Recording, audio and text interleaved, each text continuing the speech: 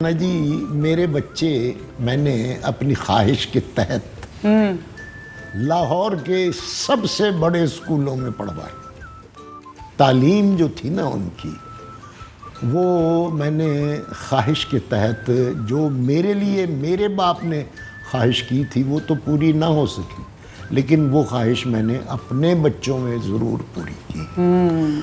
तो उन स्कूलों में इनकी फ़ीसें जो थीं वो ख़ासी ज़्यादा थी। तो फ़नकार बेचारा क्या इतनी कमाई करता है कि वो अफोर्ड कर सकता। वहाँ पर तो जागीरदारों के, सरदारों के बच्चे पढ़ते थे, लेकिन अल्हम्दुलिल्लाह वहाँ मैंने पढ़ाया बच्चों को। तो इनकी फ़ीसें जमा करने के लिए मैंने सारे वो काम किए जहाँ से हलाल कमाई हो सकती थी।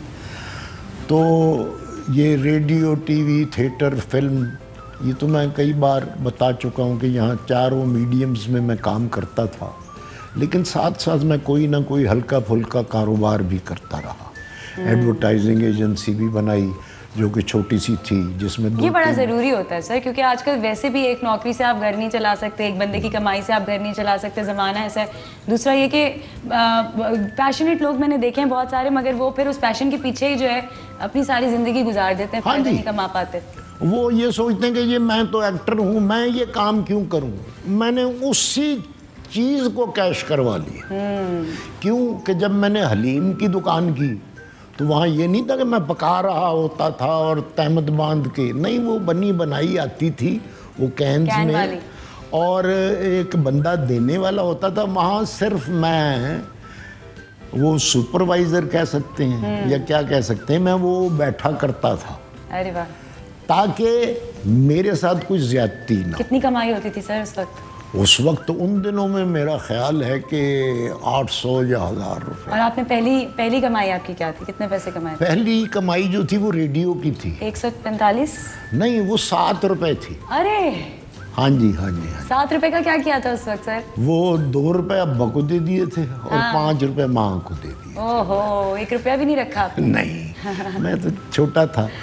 तो उसके बाद फिर हलीम का काम किया, इलेक्ट्रिकल गैस अप्लाइंसेस का काम किया, फिर उसके बाद मैंने एडवर्टाइजिंग एजेंसी का काम किया, फिर मैंने ये मोबाइल ऑयल होता है ना गाड़ियों में जो चेंज होता है, जी जी जी, इसका भी काम किया। अरे, और एक बात, मैं, जो मेरे दोस्त या फनकार अब भी ये सोचते हैं कि भाई कोई कारोबार साथ होना चाहिए, उनको मैं एक नसीहत करना चाहता हूँ कि जब तक वो फुल टाइम ना दे सके अपने कारोबार को, तब तक वो ना करें। सही बात। क्यों?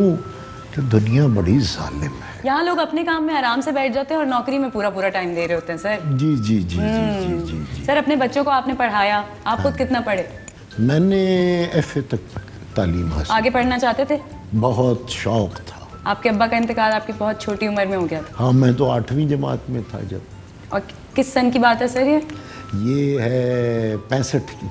कैसा रिलेशनशिप याद है अपने अब्बा के साथ? कैसा? अब्बा के साथ बड़ा अच्छा था, बड़ा अच्छा था। क्या कह के बुलाते थे? वो मुझे मेरा नाम लेकर बुलाया करते थे। पंजाबियों में तो बड़े निकनेम्स होते हैं, ओए शीदे, ओए। नहीं, शीदा तो रशीद को कहते हैं, मुझे गोगी कहा जाता। गोगी, अच्छा। तो गोगी कहा जाता था, और वो ये किया करते थे कि कंधे पर हाथ रख के, मैंने कभी अपने बाप को मोटरसाइकिल, साइकिल, स्कूटर कभी चलाते हुए नहीं देखा। हाँ।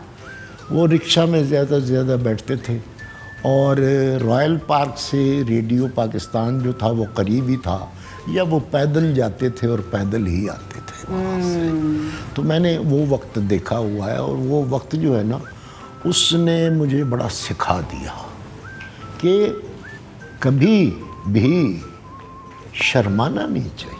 अपनी माँ की ज़िंदगी को कैसे क्या देखा आपने कि आपकी अम्मी ने मुझे मालूम है कि बहुत अरसा जो है उन्होंने गुजारा अकेले और आप लोगों को पालते हुए, तो कैसी औरत पाया आपने उनको? एक नहायत मजबूत आसाब की, जिस्मानी तौर पर वो दुबली पतली थी, मगर आसाब बड़े मजबूत थे, और उनका पूरे ख़ानदान में रोब था। ओए होए। फिर उनका ये भी था कि उन्होंने बेवी तो देखी, बेवा हो गई थी वो कोई 32-33 साल की उम्र में, लेकिन वो हम सब बहन भाइयों को यानी 5 बेटियों और 2 बेटों को वैसे ही अपने पास लेकर बैठी रहीं जैसे मुर्गी अपने परों में बच्चों को लेकर बैठी रहती है। क्या फरमाइश करती थी आपसे वो? कुछ भी नहीं, कभी कभी आइसक्रीम खाने की शौकीन थी। और शिकायत क्या करती थी आपसे? मुझसे शिकायत कभी भी नहीं की। कभी नहीं की? हाँ जी, ये जिस जगह पर हम बैठे हैं आज, ये जगह मैंने ले ली थी, तो मैं एक आध दफ़ा उनको दिखाने के लिए लाया। मुझे कहती थी वो बना, तू घर बना इधर। मैंने कहा अच्छा मैं बनाऊंगा माँ। एक और घर था हमारा इकबाल टाउन में, वो बेच आया था तो ये जगह खरीद ली थी। तो मैंने कहा माँ अभी मैं बनाऊंगा। तो वो समझ गई कि इसके पास पैसे वैसे नहीं है।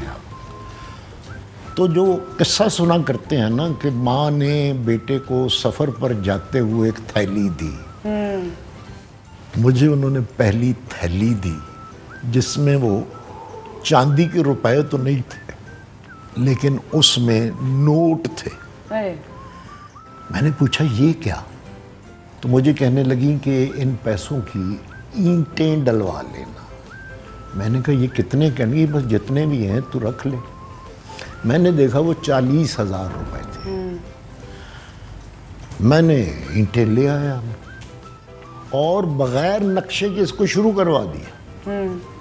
उसके बाद फिर नक्शा भी बनवाया और पहला कमरा ये वाला, ये जो नज़र आ रहा है ये अम्मा का था, ये पहला शुरू करवाया था। और इसके बाद ये कमरा मेरा था, अम्मा का मेरा आमने सामने था। जब से उनका इंतकाल हुआ है मैं बाहर चला गया। हाय हाय हाय। अहम तरीन खबरें अब एक क्लिक की दूरी पर। आपके पसंदीदा टॉक शोज हों या अहम मुल्की या गैर मुल्की शख्सियात की न्यूज कॉन्फ्रेंसेस, हर लम्हा बाखबर रहने के लिए सब्सक्राइब करें हमारा YouTube चैनल। मौसम की सूरत हाल हो या खेल के मैदान से खबरें, अपने मोबाइल फोन से मुल्की और बैनुल-अक़वामी अहम खबरों तक रसाई के लिए डाउनलोड कीजिए मोबाइल ऐप। बावसूख ज़राए से मुसद्दिका खबरों, तज्ज़ियों और तबसरों से मुस्तफ़ीद होने के लिए विजिट कीजिए पाकिस्तान की सबसे बड़ी न्यूज वेबसाइट www.arYnews.tv। इन सब के अलावा पाकिस्तान का सबसे बड़ा फेसबुक पेज हो, सबसे बड़ा न्यूज इंस्टाग्राम अकाउंट या फिर ट्विटर, ARY न्यूज पहुंचा रहा है खबरें सबसे पहले आप तक, ताकि आप रहें हर लम्हा बाखबर।